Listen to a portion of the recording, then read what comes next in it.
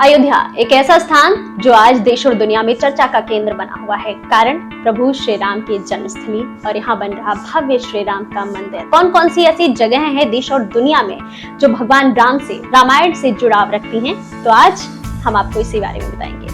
नमस्कार, मैं हूँ आरती हिंद। चलिए जानना शुरू करते हैं। तो सबसे पहले अयोध्या नगरी ही आती है, जो कि उत्तर प्रदेश में स्थित है, जो कि भगवान श्री राम की जन्मभूमि कही जाती है और इसे पहले साकेत के नाम से जाना जाता था। साथ ही इसे राम नगरी भी कहते थे, आज भी कहते हैं। पुनौरा धाम बिहार के सीतामढ़ी जिले के पुनौरा गांव में माता जानकी का जन्मभूमि मंदिर है, जिसे पुनौरा धाम के नाम से जाना जाता है। और ऐसा माना जाता है कि माता सीता का जन्म इसी जगह पर हुआ था।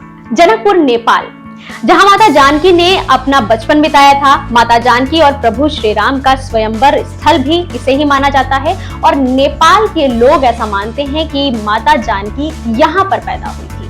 कनक भवन अयोध्या, माता केकई द्वारा माता जानकी और श्री राम को उनके विवाह के बाद उपहार स्वरूप में ये भवन दिया गया था, जो कि अयोध्या में मौजूद है।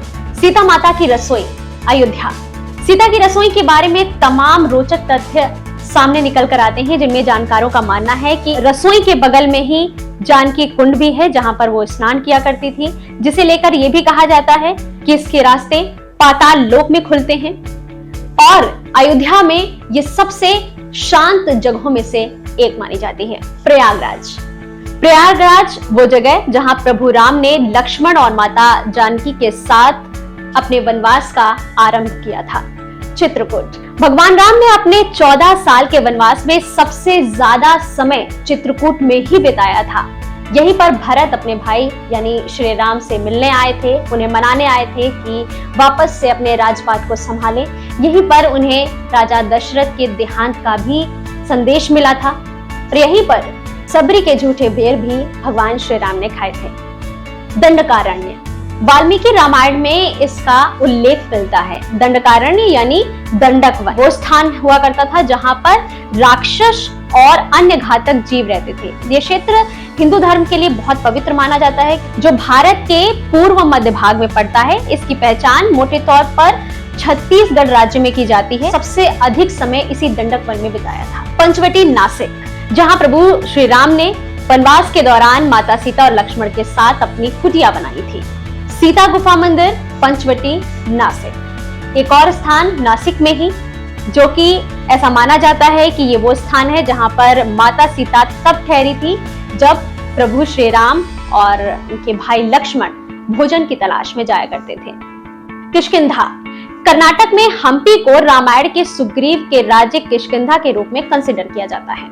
ऋष्यमुख पर्वत, ये वो स्थान है जहां पर प्रभु श्री राम की सुग्रीव और हनुमान से मुलाकात हुई थी।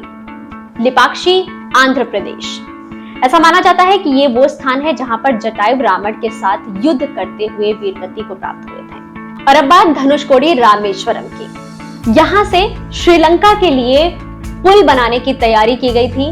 वानर सेना के साथ नल और नील ने इसी स्थान से पुल बनाने की शुरुआत की थी। वही पुल जिसे राम सेतु के नाम से जाना जाता है। तलाई मन्नार, श्रीलंका, ये वो स्थान है जहां लंका में चढ़ाई के दौरान प्रभु श्री राम अपनी सेना के साथ उतरे थे।